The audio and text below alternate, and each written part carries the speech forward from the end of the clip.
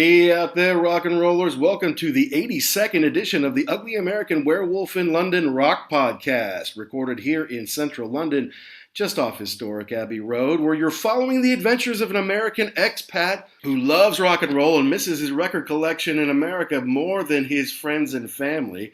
We're trying to give you the perspective of the UK rock fan to the US rock fan and vice versa. And listeners of the show know that progressive rock is something that the Wolf has gotten into quite a bit here over the last decade or so. Certainly has dragged our co-host Action Jackson along the way into it, and I think he's starting to really enjoy it now. Progressive rock features extraordinary musicianship, and the band that I'm reviewing here tonight is no different. I did have the good fortune of going to see Yes on the Close to the Edge 50th anniversary tour here at Royal Albert Hall in London. And it's something we've all been waiting for here for 2.5 years. COVID had postponed it again. We started to wonder if it was ever going to happen. Then when it got close, we heard that Alan White was ill. He was going to be replaced by Jay Schellen on the tour. And then just before the tour started, we learned that Alan passed away, which is very sad. So, of course, then they're now dedicating the tour to Alan. And the band is soldiering on without him, with Steve Howe at the helm on lead guitar. Also Jeff Downs, who was on episode 79, and I hope that you tuned in to hear that because we talked to him just after the death of Alan White. I talked about what Alan meant to him personally and as a bandmate. And then, of course, we talked a little bit about the upcoming tour and the Close to the Edge album. So please do check out number 79, Ugly American Werewolf in London, our interview with Jeff. But I've been looking forward to this for a long time. Originally billed as the Relayer tour, they were going to go into Relayer in its entirety, but now that it happens to be 50 years since the release of Close to the Edge, they decided to tour on Close to the Edge, and I think we're going to get Relayer in 2023. At least that's the plan overall. But it was a special night in London. I think people have been waiting for a long time. There was a bit of a railway strike, so not everybody could get to the show, which is unfortunate. But I don't think that dampened the mood for the people who actually were there, because it was a beautiful night. Roger Dean, who of course has done so many of the iconic covers, not to mention the logo for Yes, he was there. And he had a lot of his works with him. You could buy prints in a little mini gallery they had set up, not to mention he introduced the band and kicked off the festivity with a tribute to Alan White. So we're going to go ahead and jump into that. As usual, we want people to know that we are proud members of the Pantheon Podcast Network of podcasts, about 100 different music podcasts out there. Something for everybody, really. And we always like to give shout outs to our friends who are in the rock and roll genre who we have worked with in the past, like Jay from the Hook Rocks, doing classic and new rock and roll bands out there. Jay is great. He's had me on his show before. Also a shout out to Paul Richardson on the Vintage Rock Pod and This Day Rocks. We've had him on our show talking about Oasis, and he has had me on a few times on This Day Rocks, and we love that. It's a great way to kind of start your day. Also, of course, want to give it up to Tom and Zeus who shouted out loud. We wouldn't be on Pantheon without them, and they are fantastic hosts and are good to their folks. And I hope to hear from them again here real soon. And we want you to download and subscribe wherever you get your podcast, be it Apple, Spotify, Amazon. Good Pods has been very good to us. We end up in their top 10 lists a lot on their music podcast list. So please go ahead and do that. And if you're thinking about it, guys, if you enjoy our show, please go out and give us a positive review. It just helps us find more rock and rollers like yourselves. And if we get wind of it, we might just read it here on the show. Now, I'm really happy that I got to go to Yes because 2 days before Yes, I was supposed to go see Noel Gallagher and Hampstead Heath. But I got some kind of wicked non-COVID illness. It really kind of knocked me out for 4 or 5 days there. I had a fever. I was snotting out. I felt horrible. I let my wife take my daughter, at least for a few songs, to the Noel Gallagher show so that they could enjoy it a little bit. But I just couldn't go because I felt awful. Plus, I did not want to risk missing the show with Yes at Royal Albert Hall on June 21st. So I bit the bullet, I let the girls go, and I got well enough that I could go to the Royal Albert Hall show and felt a heck of a lot better after a couple more days of rest, and so glad that I did. They did Close to the Edge in its entirety. They also did a lot of classic favorites that I'm going to talk about with Jackson here on the show. So, without further ado, prog rock fans everywhere, Please tune in. We've got Yes doing Close to the Edge at 50 at Royal Albert Hall in London, right here on The Wolf.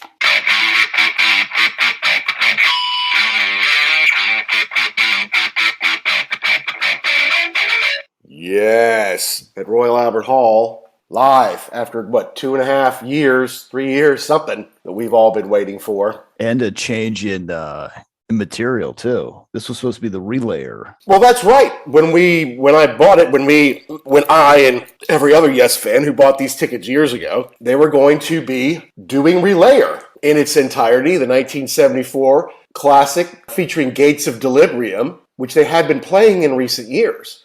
The only record to feature Patrick Moraz on the keys between Rick Wakeman's stints in the 70s. And then I guess, of course, they had to postpone it from 2020 to 2021, and then from 2021 to 2022. And then when they realized, okay, now this is the 50th anniversary of Close to the Edge, we've got to celebrate that because that is regarded extremely highly, right? That is one of the top 5 progressive rock albums of all time, yes? Correct. So basically what happened is this would have probably been the next tour anyway. So they just skipped over Relayer. Basically that's what happened, and it's probably also, it's got a little bit more, I don't know if cachet is the right word. Let's just say it's probably got a wider audience to it, Close to the Edge, than does Relayer, right? And they have done Close to the Edge in its entirety before.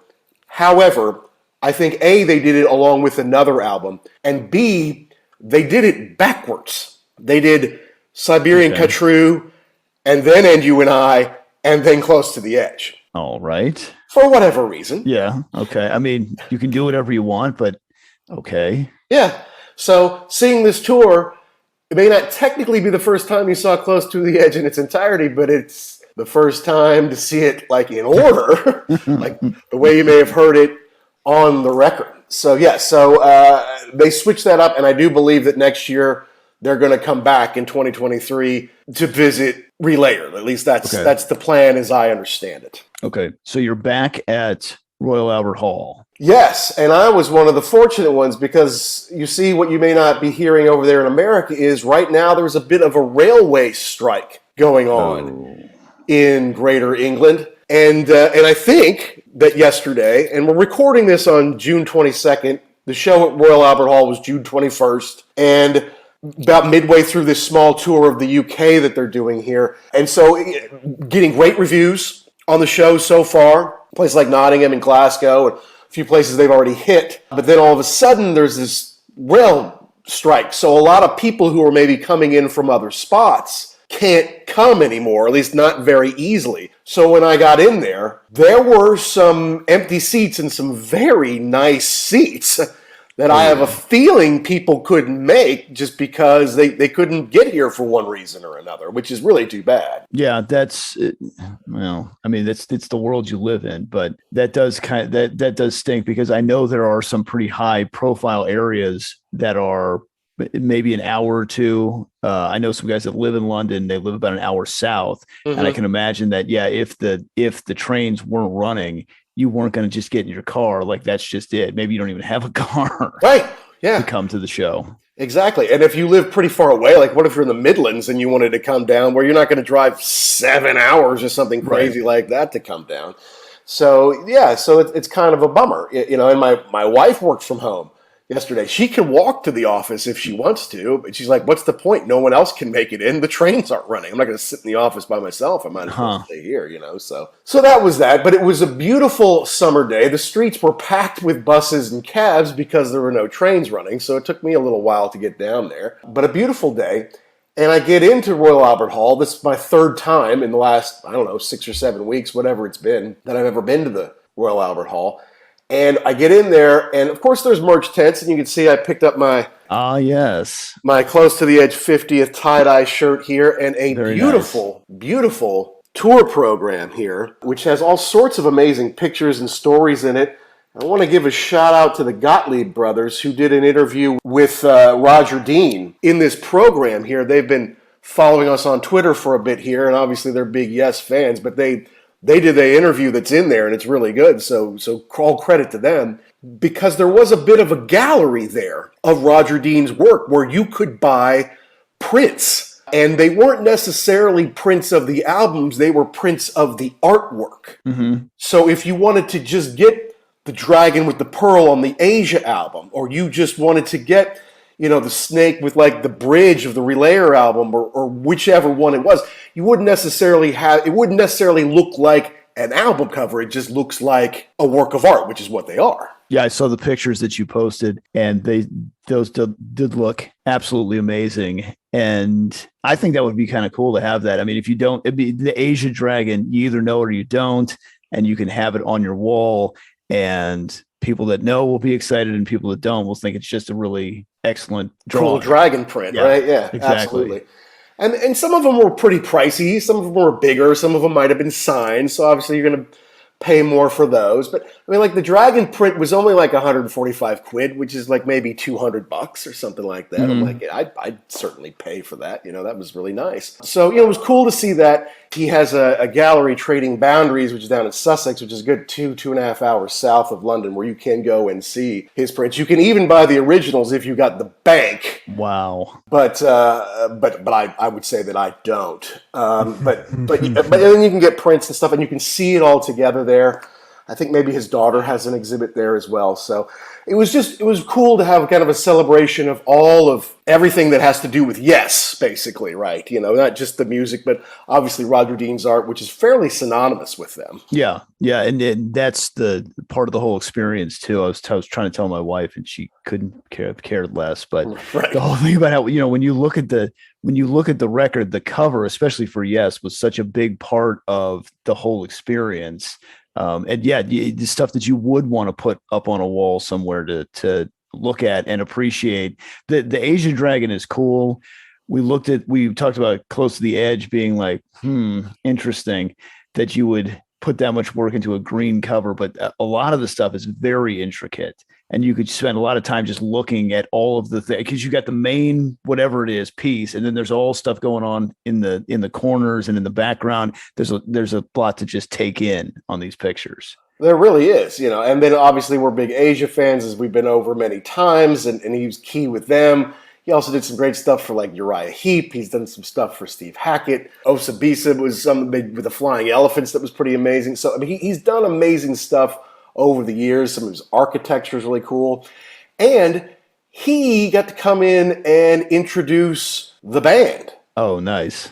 Basically. They had a young woman come on to kind of introduce Trading Boundaries and introduce Roger. Mm-hmm. And then Roger came up on stage, and he talked about how he got out of school, I think, like in 1968 or something like that, right at the same time Yes were forming. And he talked about how in 1972 was the first year that he created the Yes logo, which is so famous now. And that was also, of course, when Alan joined the band. He didn't join till September of 72, after they'd recorded the album, and he jumped on for the world tour, and that he didn't quite make it 100% 50 consecutive years, but so very close, and his passing was sudden and sad.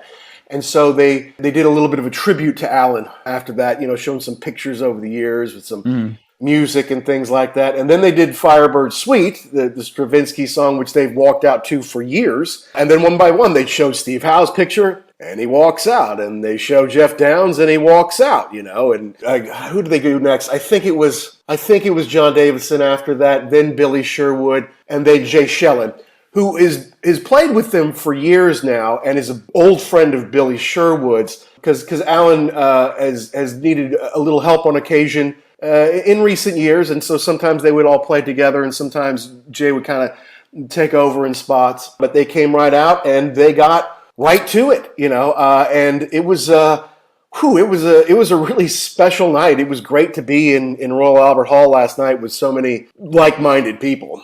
Speaking of like-minded people, I understand that before the show, you found out there was a very special / interesting person sitting behind you. Yes. So I sit down, and again, the folks who've listened to our show on Nick Mason's Saucerful of Secrets, which we did, I don't know, not too long ago, within the last couple of months, I would say. That was a really special night. That was episode number 75, when I basically sat on stage at Royal Albert Hall, like right next to, yet on the stage. I was in the same row, in the same section, the M stalls, right there, just about maybe 12 or 14 seats further away this time. So again, eye level with the band when I was standing up, very, very good seats.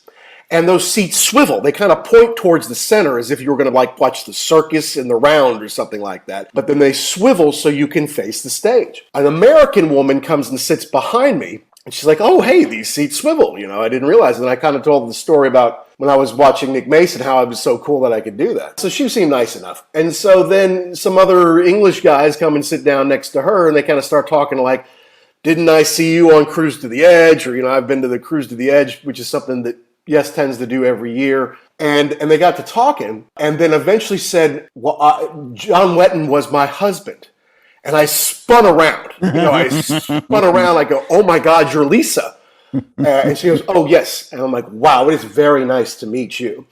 So, and then they kind of went into the show, so I really didn't get a chance to talk to her. But during the intermission, because they do about 9 songs kind of from throughout their career, most all of it was the 70s, right? They did, and I'll go through the set list here in a bit. It's kind of 69 to 80 was their sweet spot, but then they also did, you know, a couple off the new album, which were great. Then they take a little bit of a break. Then they come back to do all of Close to the Edge, and then they round out with their encore. But yeah, during the break, she was extremely kind, because I just want to tell her, look, listen, I don't want to bother you, but your husband, John's music meant a lot to me, and I just wanted to let you know that. And she said, well, that's very kind of you to say. And, you know, she was very nice, generous, and of time, and understood that, you know, she could have just said, look, pal, I'm here to see my friends play. Like, I know these guys. You're a fan. I know them all personally. Don't bug me. But she couldn't have been nicer about it. She talked about she's lived here in England, I think in John's old hometown down on the South Coast for the last 8 years or something like that. And, you know, she grew up in a musical family. She's a drummer. I think her mother was a singer and her father was a drummer, you know. So she was just very nice about it. And I told her about how we interviewed Carl and Jeff, and because we really wanted to talk about John. And I didn't even bring up how we asked Amanda Lehman about John, just because we like him so much. But she was very nice and wished me well. And, you know, so it was just an incredible moment. It's one of those things my wife would say, this stuff only happens to you, because somehow it does. You know, like who, when they're at the Ryder Cup, bumps into Nico McBrain and gets them to shake their hand on the course? You know, well, apparently it's me. and you know, who bumps into Frankie Benali of Quiet Riot in the airport? It's always me, you know. So it just having Lisa on in this month where we've interviewed 2 of the 4 original founding members of Asia, not to mention another subsidiary member, Chris Slade, after that. Now I'm at a Yes show, my first real proper Yes show in a long time, and there's John's widow, Lisa Wetton, right there. So it's too bad. I would have loved to have seen the look on your face when you put 2 and 2 together. If you talk to this woman, okay, fine, and then all of a sudden you turn back around and wait a minute, bang. That can't be the end of the conversation. I know. Well, she was very nice about it. She made time, and it sounds like there may be some projects going on, both written and audio, to celebrate John's life and works. Okay. In the future, at some point that you know we might that might come down the road. So that's promising. I mean, that's really exciting, because we talked to Jeff about, hey, there might be some stuff that he wrote with John, and there's probably stuff in John's archives, maybe he did solo or whatever, that fans like us would love to hear. Absolutely. Excited about that, and excited that she was very gracious too. And like you said, she could have just been like, yeah, buzz off, dude. I'm here to see the show. Yeah, and she knew a lot of folks there. I mean, there's a family of folks who are kind of part of this whole Yes family, whether they're, you know, part of the crew or they're part of the PR. They're, you know, now they have kids and stuff like that. So there's a lot of folks, and going to the Cruise to the Edge, there's people who do that every single year, and then you get to meet them and get to know them. So it was just nice of her to say hello and say thank you for the kind words. And she didn't have to do that but she did. Excellent. So your seats were pretty good in the same row. Fantastic. I mean, technically, these are the worst, quote unquote, seats that I've had in the 3 shows, right? Because I was at 4th row when Jeff Beck, I was basically on stage for Nick Mason, and here I am, all of 12, maybe what would have been the 6th or 7th row had I been on the floor, and 12 seats back from where I was for Nick Mason, but it was perfect, and I could see the stage better, and they did have these nice screens that could show old photos of the band, and it could show the artwork from the different sets and things like that, and lots of Roger Dean stuff. So it was cool. I wouldn't have traded the seats for anything, because the fact of the matter is there were seats in front of me that never really got filled. And so I could have jumped one down or jumped up and gotten a little bit closer like the dude next to me did for the second set. But I'm like, no, I'm happy where I am. I mean, this is a great vantage point right here. And my phone is wicked old. My pictures don't really come out, but the videos aren't horrible. So I'll definitely post some more of those today and in the coming days. But yeah, to get into the set, they started off with one that I didn't really know that well, On the Silent Wings of Freedom. That's from Tormato. Okay. And which was not one of the Roger Dean covers, it was one of the Hypnosis covers. And that was 78. Yeah, 78. Rick's last with the band for a while. Back cover was taken on the top of Primrose Hill. I think the boys all had leather jackets on that. Didn't know that one as well. So I wasn't following along note for note like some of the others that I would, but like they come out and they sound great. And I'm going to say it now, I might as well just get it out of the way. Billy Sherwood is an amazing musician. He deserves a hell of a lot of credit. I know a lot of people the haters out there might want to complain, without Chris Squire, it's not really yes. Okay. And I hear your argument. Yeah. Okay. Chris isn't with us, unfortunately, anymore. If you want Yes to continue, someone has to play the bass.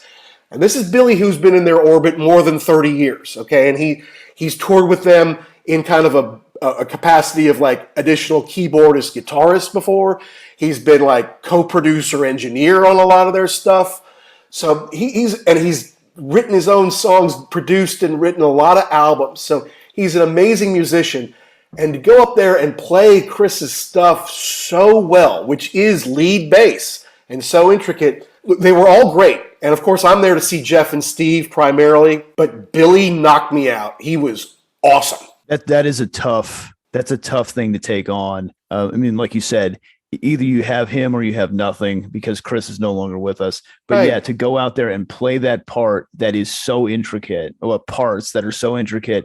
And so the hardcore Yes fans, if you make a mistake, they're going to know. And if you can't just kind of sit in the back and just kind of groove. I mean, that is its own part. So to play it like that, you're right. That is something not everybody can do. Yeah, no, and he did it very well. And that's the thing. I mean, a lot of times the bass, that's the underneath part. A lot of people don't notice it, but not with Yes. Right. Correct. That's kind of what they're listening for. Right. Plus, Chris sang, he was the primary backup singer, so Billy has to fill that role as well. Now, I saw Billy play with Asia, 5 years ago or so, when they opened up for Journey, and he did fine, but he doesn't sound like John Wetton, and the bass parts in Asia are not necessarily what you're really listening for, right? Right. He did a great job, and I know that they were happy to have him on that tour, but he impressed me very well. And he was even wearing kind of like one of those long, kind of lightweight dusters, that Chris, not quite a cape, but duster. Right. Yeah. Right. But that was, so they start with that, and then they go into Yours Is No Disgrace. And that's a big one, right? Everybody knows that one, and from the Yes album, and Steve kind of came in and introduced some of the songs, but he let John Davison talk, because I saw in an early review that Steve Howe is obviously the leader of the band, and that's been obvious for years. Right. But he dominated, I guess, earlier concerts. He was the only one who really addressed the crowd.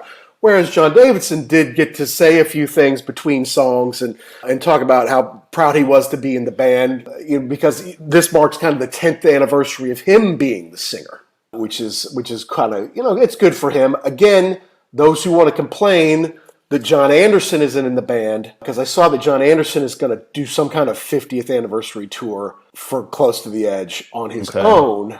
John does a very good job staying true to the keys and the performance. Okay. And to me, that's a little weird. I know I've seen other bands where the other people besides the lead singer will have interactions, but it's really kind of weird if the lead singer isn't a main point of contact. It just takes a little bit, like that's what you're expecting. You're expecting the guy with the mic to also do the crowd work. And when it doesn't happen, that's a little weird. So I'm glad that he's getting to do that now. Absolutely. Yeah, no. And he's earned his place at this point. True.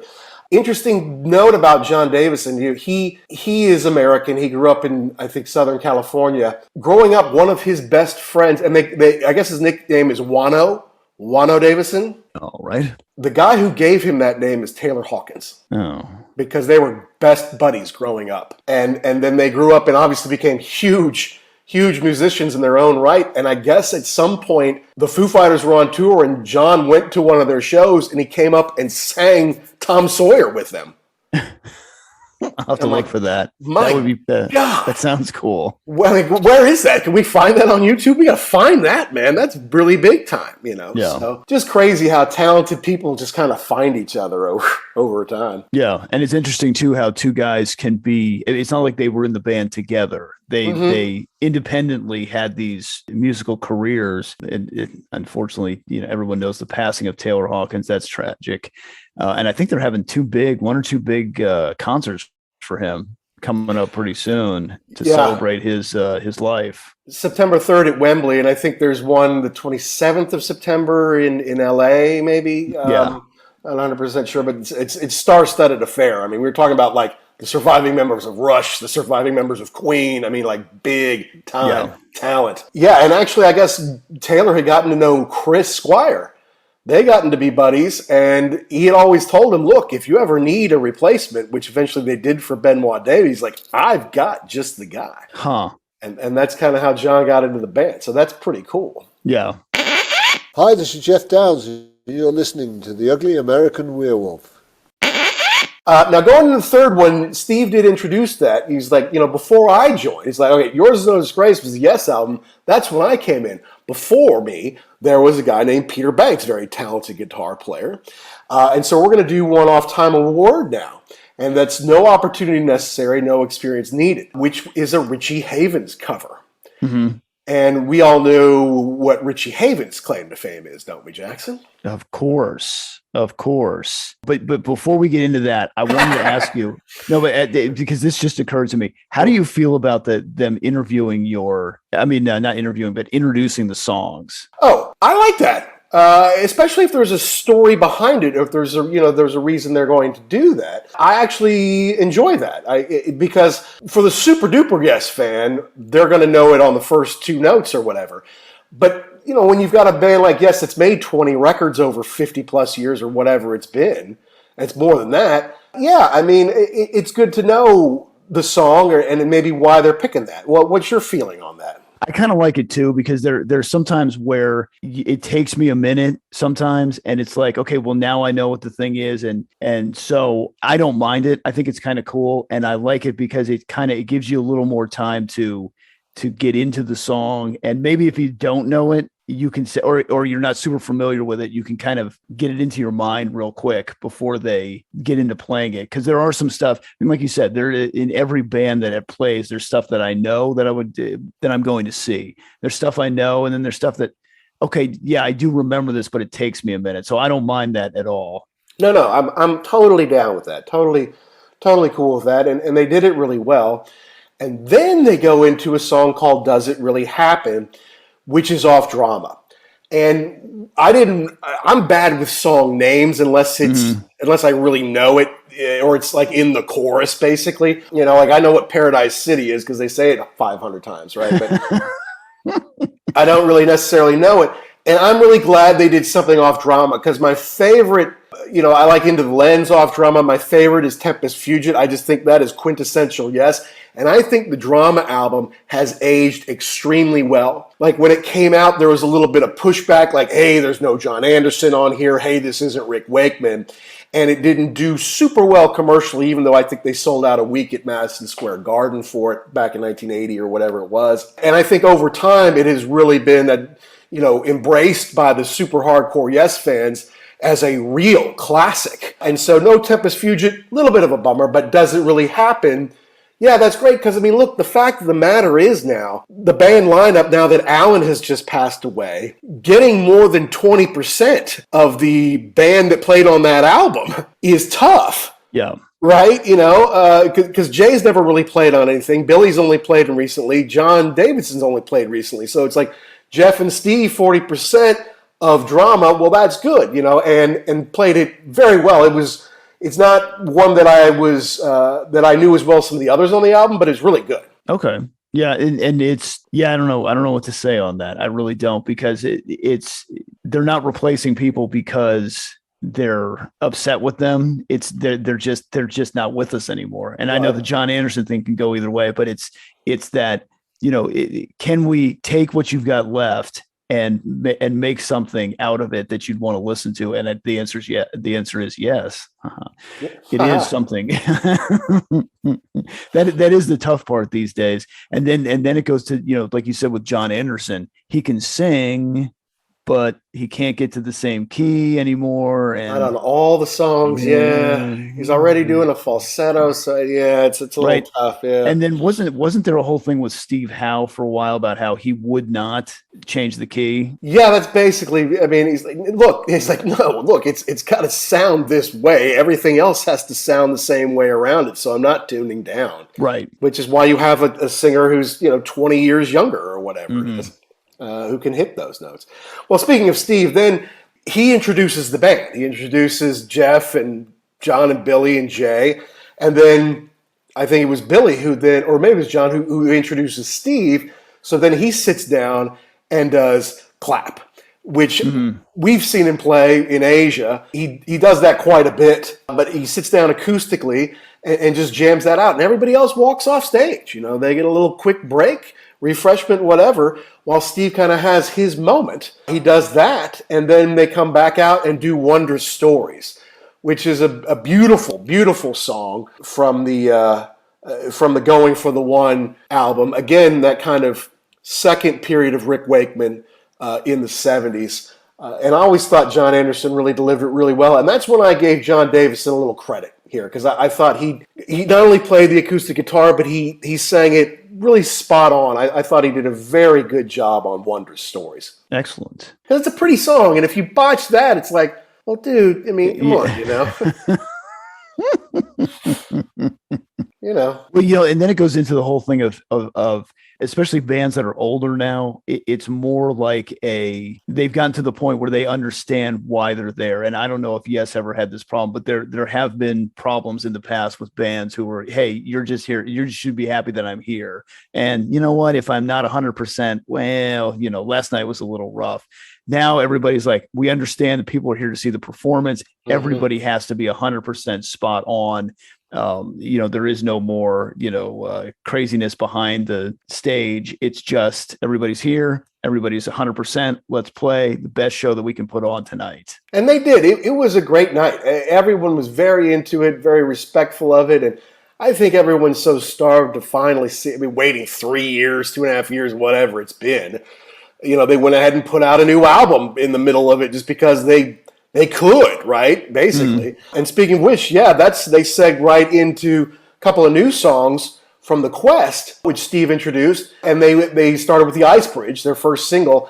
And I got to tell you, man, it fit in perfectly with the old stuff. And, sometimes that's not the case. It's kind of like, you're just going to have to get through this new one. Maybe you go get your beer or whatever during this. Right. And I was interested to see how that turned out, because, how did they segue into it? Did it sound like it fit in? Was everybody in the crowd excited to hear it?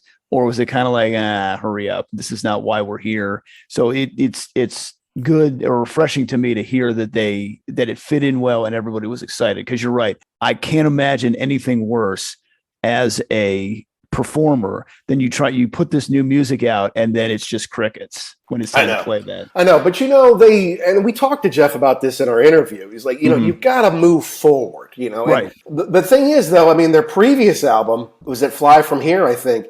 That was not very well received. So it's a little bit of a risk, and it's been 8 years or something like that. So it's a little bit of a risk. But the Ice Bridge especially, I thought was great. They had some cool visuals behind them for it, and it fit in very, very well. Dare to Know, which is also of the Quest, was next, and it was well done too. I liked the Ice Bridge a little bit better personally, but it was very well done. And again, I think they're excited to play it. I think they're psyched, like, we've got this new stuff. And it came out, 8 months ago or more, something like that. So they kind of been sitting on it, like raring to go. Can we do this? So I think they're proud to play it. Like I said, it fits in great among songs that are more than 50 years old. Right. And that's okay. So I'm glad that fit in well. And I'm also kind of glad that they didn't go into, I mean, you were there to see Close to the Edge, but it's not anywhere part of the first set. So you kind of get this nice warm up of some songs first to kind of set the mood. You get yourself ready to go. And then they've got another one, Heart of the Sunrise. Yeah. Before the first set closes. How was that? Yeah. So, and John came out and spoke a little bit about, he's like, okay, so we did Ice Bridge and the last one was Dare to Know. And now we're going to do one called Heart of the Sunrise, and that's pretty intricate too. There's a lot going on Heart of the Sunrise off Fragile, so it was great. And again, Billy was really good, I thought, on Heart of the Sunrise. That's kind of a show off song for Squire, and just really good. And Jay, he was just steady back there the whole time. I know he's been doing this a long time, but the rhythm section was so in, and just to see Jeff out there doing his woo, he's about 9 keyboards or something like that. So a little toned down from maybe the alpha days in Asia, but he didn't have 28 with him. No, and he had the Fairlight programmed in a couple of spots, that he could pop on and off. But it was a great way to kind of wrap up that first set, and they come out and wave, and they go out and.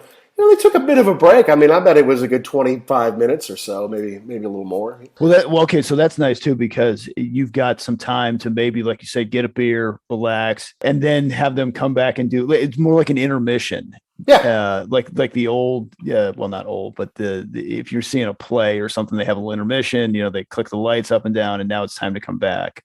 For the Close to the Edge, did they change the set at all? I mean, not the actual setup, or was exactly the same? Oh no, yeah, it was all the same. And some of the visuals in the background, they changed the visuals, but no, everything's the same. Although Steve, for some of these songs, Steve needed an acoustic guitar, like they set it up on a stand. Okay. And then he wraps his hands around it for that part. Plus he has his pedal steel, his stand-up pedal steel that he would need for some pieces. So he's got his roadie back there. Just working. Yeah, really, honestly, because he'll use the mandolin and then he'll set that down and the roadie's got to put his hollow body on him. And then he maybe steps in front of the acoustic, steps back, he'll move that to make room for the steel, so there's a little bit of orchestration for Hal in this 40-minute suite, but it went so fast, man, honestly. Close to the Edge, and You and I, and Siberian Khatru, when they went in, because we joked on our episode 79 about how Siberian Khatru is the short one at 9 minutes or whatever it is. But by the time they got to it, I'm like, God, is it already over? Because I know that's like a half an hour that I must have just listened to Close to the Edge and You and I. But I also was just kicking myself because in watching them perform those two epics, when I asked Jeff about, you have to stay true to what Rick is doing, or can you make it your own? It's like, there's no room to make it your own, dude. It has to be precise. It has to be right on the money, or else no one, it's not going to sound right. No one's going to know where they are. So that was the dumbest question I could have asked him, because this is not like a blues thing where you can just riff for 4 bars. It's got to be on the money. There's a great video I saw of it. It's Sting, and it's the camera's to him, and he's playing, and all of a sudden he just turns around and looks at Stuart Copeland like, "What are you doing back there? And Stuart's like, sometimes, I like to take things for a little walk. You can't do that live. You just can't. Everybody is counting on you to play exactly your part so that they can play exactly their part and the thing doesn't come crashing down around them. Right. Yeah, especially with the drums. Yeah. It's kind of the beat part, It's kind of what everyone's listening to know where they are, right. Yeah. Kind of counting on you back there, buddy. What's going on? And especially when you're talking about Yes, I mean, the keyboard parts are so iconic and distinctive. You can't just go off script. Like that's not an option, And I saw Jeff doing the thing, wandering around. He played every single one of them. It's not like any of them were there for show. Just an amazing job for him moving back and forth. And then when he's not playing, maybe for a few seconds, he's out there waving to the crowd or, giving the thumbs up or, like clapping along, trying to get them excited. I mean, he's very much a part of that band. I know that there's people out there who will say Rick Wakeman's the best or Tony Kaye's the best. Rick may be the longest tenured ever, but I'm pretty sure that at this point now, Jeff is the longest consecutively tenured. I would think so. No, wait, Tony Kaye's got to be the longest because he was there from the beginning until about Fragile or so. I'm going to either. That sounds about right. And then he was in 90125 through Talk. So you add those two tenures up, that's longer than Jeff has been in the band. But from 2011 or so through now, I do believe that would make Jeff the longest tenure. Not to mention he was there for the Drama record, which is held in such high regard these days. So no, it was great. And even for Billy, who's by the name, I looked it up, his full name is William Wyman Sherwood. So you take away the Sherwood, his name is Bill Wyman. Okay. So of course he's a bass player, man. What in the world? You have no other choice. Right, yeah, but he even played harmonica as Squire would do on some songs. So he's really fulfilling all of his roles as far as if someone's going to fill in for Chris, you've got to be able to do it all, sing, play the bass, and even a little harmonica here and there. But the folks went nuts for the Close to the Edge. They thought it was great. And when they got done, I mean, the band was really proud of themselves. Look, they're doing, and they have for a while now, they do theaters. They don't really do arenas anymore, maybe in Japan, but I think they really just do theaters. This is a pretty big theater, and it's in London. So this means a lot to them, obviously. And so for them to come out and kill it and have the crowd really be behind them, you could see the pride in their faces, and they're thanking the crowd and blowing kisses or, patting their hearts and thank you so much. Yeah, I think there was at least one post from Jeff either last night or this morning early about how great crowd, thanks so much for the energy. And I know that plays a big part in the show. I mean, you're focused in on what you're playing, but if the crowd's a dud, it takes away so much it's much easier for them to work if the crowd is into it. Yeah, and considering the crowd is older, I mean, once again, I was on the younger spectrum at 50-ish of the crowd, So yeah, I mean, they sat down through most of it. They would stand up to applaud after songs, and they would sit back down.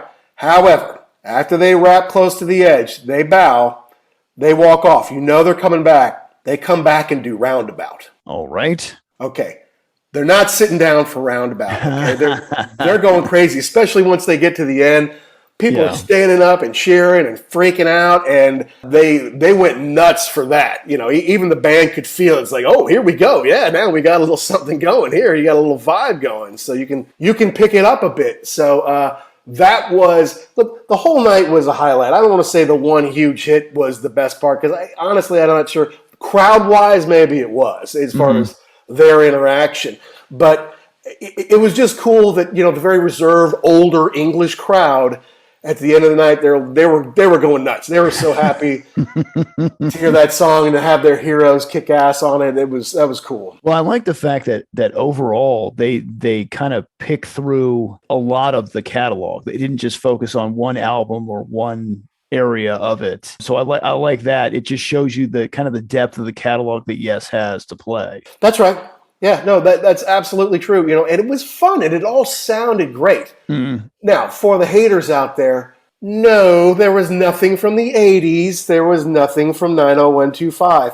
people who've listened to this show know that is not going to happen. Mm-hmm. And I don't know. I mean, Steve's argument is Yes is not a singles band. Yes is an album band. And that's where we're going out to show off an album and to show off some of the cuts off of our big albums. I am fine with them not doing Owner of a Lonely Heart and nothing from 9/0. I'm fine with them doing nothing off Big Generator. That's for sure. No one wants anything off Union. No one does. No one wants anything off Talk, I promise you. But yeah, and then they wind up with Starship Trooper, which is always a huge crowd favorite.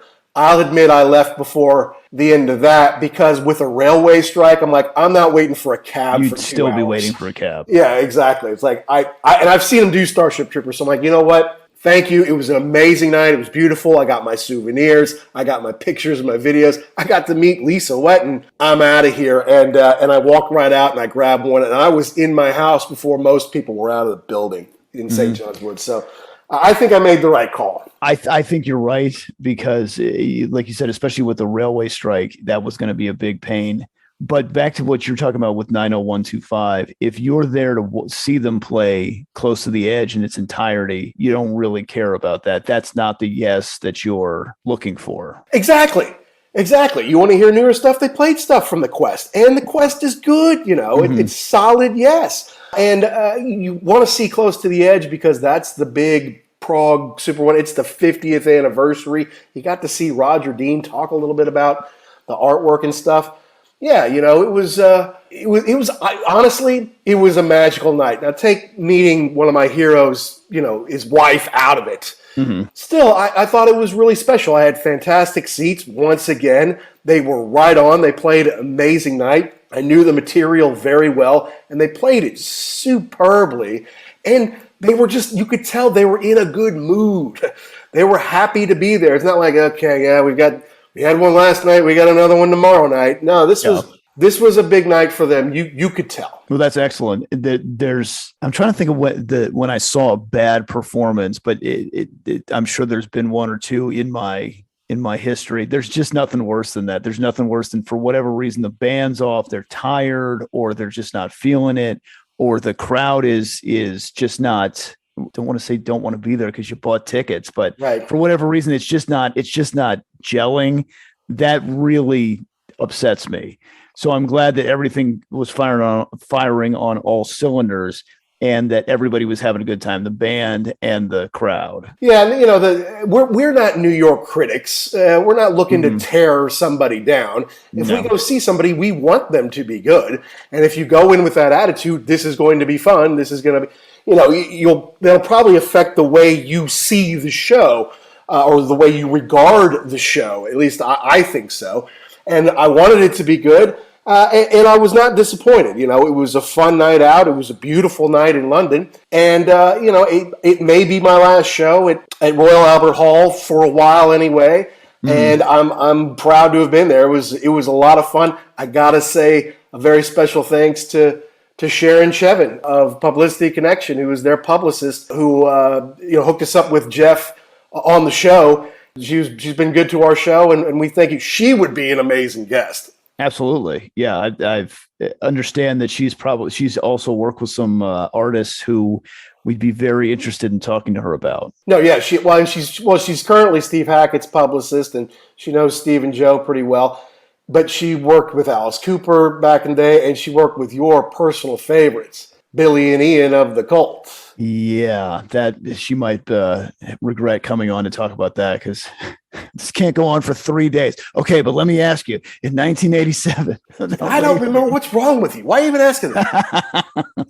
But no, thank you, Sharon. Yeah, absolutely. So look, they've still got a few dates left. I know they've got Birmingham left. They've got a couple of dates in Ireland, and they're going to be coming to Japan and the U.S. in the fall. So folks on either side of the Pacific, not to mention either side of the Atlantic, if you got a chance to see us, I say go see them, because Lisa was even remarking how now she was talking to somebody about how the Alan White's death, you know, was unfortunate and surprising. They knew he was sick, but they didn't know he was going to go downhill so fast. So like now they're really worried about Steve, obviously being, I mean, he's the septuagenarian, right? He's the oldest one in the band now. Jeff's still in his 60s.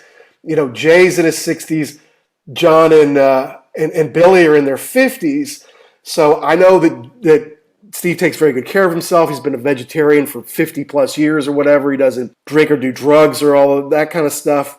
But you just got to worry about our friends because, we just lost Alan. I was in Sharon's office that morning. And then that evening, we found out he died. So, I mean, it can happen fast. Yeah, it was a lot like the Charlie Watts deal. They announced, he'll be taking a step back for a little while. No problem. Just going to get it. And then 2 days later, he's gone. Yeah. It was very sad and sudden, So, I was thinking about that the other day. I mean, in the last year, we've lost some pretty big drummers. We lost Charlie in was it July or August? We lost Taylor earlier this year. Now we've lost Alan. And when we were talking to Carl Palmer and Chris Slade, I just wanted to say, guys, just take care of yourselves. Yeah, please. Make it look both ways before you cross the street. Wash your hands and wear your mask because I can't handle any more of these drummers losing any more of these guys. We do classic rock, and part of that means you've been around for a while. So I need you guys to stay fit so we can still come see you.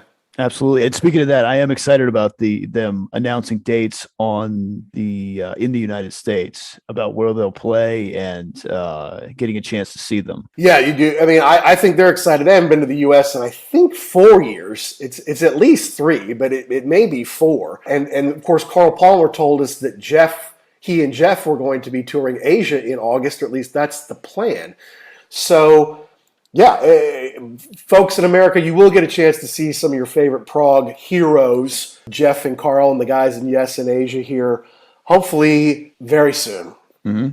So, definitely go pick up tickets. I don't care where you are, England, Ireland, later in the year, U.S., Japan, Canada, wherever.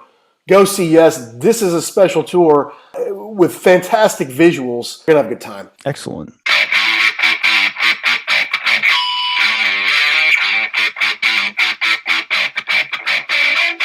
Well, that wraps my review of Yes, Close to the Edge live. 50 years at Royal Albert Hall in London. A really special night for me, a special night for all the Yes fans and Roger Dean fans that were there. Something we've been waiting for a long time, more than 2.5 years. And everyone was excited to be there. Everyone was excited to pay tribute to Alan White because obviously he couldn't be there for that, and he's been an integral part of the band. He really joined the band for the Close to the Edge tour 50 years ago. And of course, we all wish he were there. But everyone had an amazing time. I think some people maybe complained that the sound was a little bit off, but for me, it was just a fantastic night. A beautiful night out in London, a beautiful theater. If you've never been to Royal Albert Hall, it is all it's cracked up to be on the inside, just a gorgeous place. Some people complain a little bit about the sound, but as far as being in an amazing place to hear a band that you love, I think it's a great place to gather. And I had a really lovely evening and just was so proud to be there. And I hope that everybody, whether it's in Birmingham on the 22nd or the last few dates here in the UK, they are going to the US and Japan later this year. And I highly, highly recommend, if you have the opportunity, to go out and see them. And we thank Sharon Chevin at Publicity Connection. We thank Jeff Downs for being on the show, and I thank Lisa Wetton for being so kind to me. Very nice to meet you, and I wish you only the best going forward. Of course, a little bit of housekeeping real quick. Yeah, I did mention in the show that everyone knows what Richie Havens is famous for. Well, Richie Havens is and was the first performer to play at Woodstock in 1969. So just to wrap that up for you, maybe you knew that, maybe you didn't. He was a fantastic singer-songwriter and actually a pretty cool guitar, more of an acoustic player than a string bender, but a great performer nonetheless. Now, as usual, we've got a lot of Yes fans out there who could hold my feet to the fire on stuff I knew and didn't know, said correctly, said incorrectly. So as usual, folks, did we get something right? Did we get something wrong? Did we miss the point? Did we leave out your favorite part? You have got to let us know. Please contact us. You can reach out to us on Twitter at ugly_werewolf or at actionjack72. And you can let us know about the concerts, the bands, the records, the DVDs, the rock and roll properties you want us to review here on the show. Of course, we're proud members of the Pantheon Podcast Network, and you can check out our show and about 100 other great music shows at Pantheon Pods or at www.pantheonpodcast.com. Now, next week, one more big concert that's happening in Hyde Park this summer that I'm really looking forward to. Going to take the whole family to. It's the Rolling Stones in Hyde Park. And yeah, I've seen the Stones 6 times. I've seen them across 5 different tours. I kind of thought maybe I'd seen the Stones for the last time. But summer tour in Hyde Park, I can take the kids. Boy, I'm looking forward to it. So next week, you have to tune in for that. Jackson and I have done several Stone shows already. They're kind of our gateway drug into big-time rock and roll concerts. And this is going to be a great trip down memory lane for me. Mick has apparently recovered from his COVID. They had to postpone both the Amsterdam and the Bern, Switzerland gig. But they did Milan, and they're going to do Hyde Park on Saturday, the 25th, and we're going to review that for you on the next show. So thanks for tuning in. We love that we've connected with so many prog rock fans as my journey as an expat here in the UK continues. Progressive rock being a very English subgenre that the English rock fans take very seriously, and I'm just glad to be able to see so many of these prog legends up close and personal here in London. So until next time, all you rock and rollers all around the world, be cool and stay safe.